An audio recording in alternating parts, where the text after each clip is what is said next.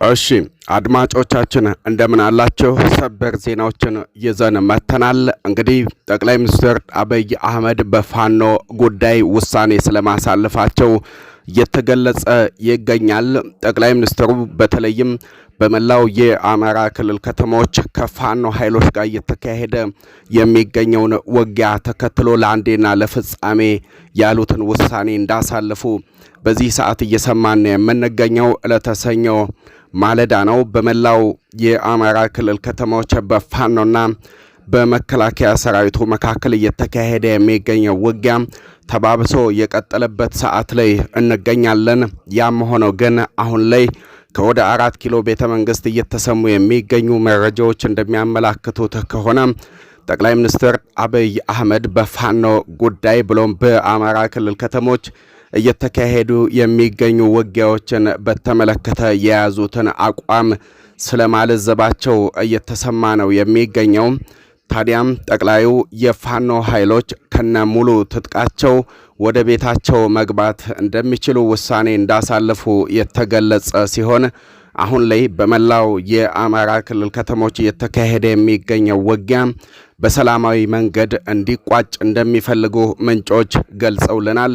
ይህንንም ተከትሎ ጠቅላዩ ከሰሞኑ ለፋኖ ኃይሎች በተለያየ አካባቢ በጎንደር እንዲሁ ደግሞ በባህር ዳር ወንድሞቻችን የፋኖ ኃይሎች እያካሄዳቸው የምትገኙት የትጥቅ ትግል አዋጭ ስላልሆነ በአፋጣኝ ወደ ሰላማዊ መንገድና ወደ ሰላማዊ ድርድር ልትመጡ ይገባል የሚል አቋማቸውን ሲያሰሙ ቆይተዋል። ታዲያ አሁን ላይ ይሄ ውሳኔ ስለመተላለፉ እየሰማን ሲሆን በተለይ ደግሞ ለፋኖ ከፍተኛ አዛዦችና መሪዎች ለነ ዘመነ ካሴ ለነ አርበኛ እስክንድር ነጋ እንዲሁም ለሌሎችም ከሸዋ ከወሎ ከጎጃምና ከጎንደር ለተወጣጡ የፋኖ ከፍተኛ አዛዦችና መሪዎች በጠቅላዩ በኩል ሹመትና ስልጣን እንዲሁ ደግሞ የእጅ መንሻ ሽልማት ለመስጠት ዝግጁ መሆናቸው እየተገለጸ ይገኛል።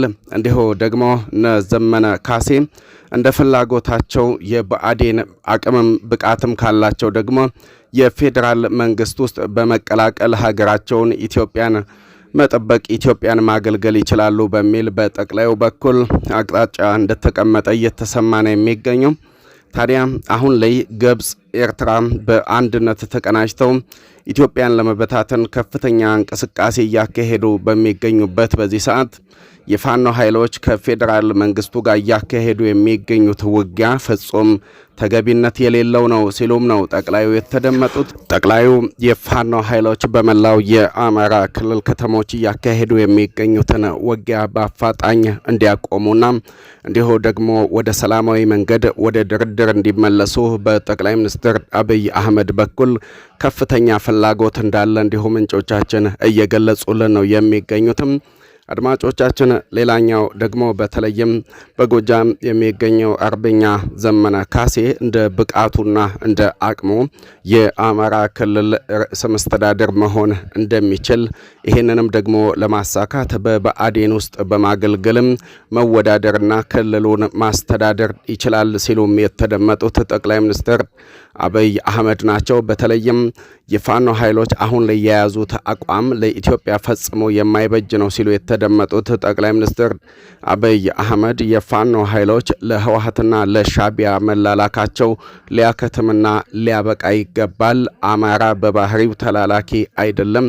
የፋኖ ኃይሎችም ቢሆኑ ከፌዴራል መንግስቱ ጋር ጥቂት አለመግባባት ውስጥ በመግባታችን የተነሳ ለጥንት ጠላቶቻችንና ለባንዳ በመላላክ ሀገራችን ኢትዮጵያን ማስጠቃት የለብንም። ይሄ ፈጽሞ ባንዳነት ነው፣ በታሪክም የሚያስጠይቅ ነው ሲሉ የተደመጡት ጠቅላይ ሚኒስትር አብይ አህመድ ናቸው። ይህንንም ተከትሎ ነው እንግዲህ በመላው የአማራ ክልል ከተሞች እየተካሄዱ የሚገኙ ውጊያዎችን ለማቆም እንደሚፈልጉም እንዲሁ ምንጮች አመላክተዋል ማለት ነው።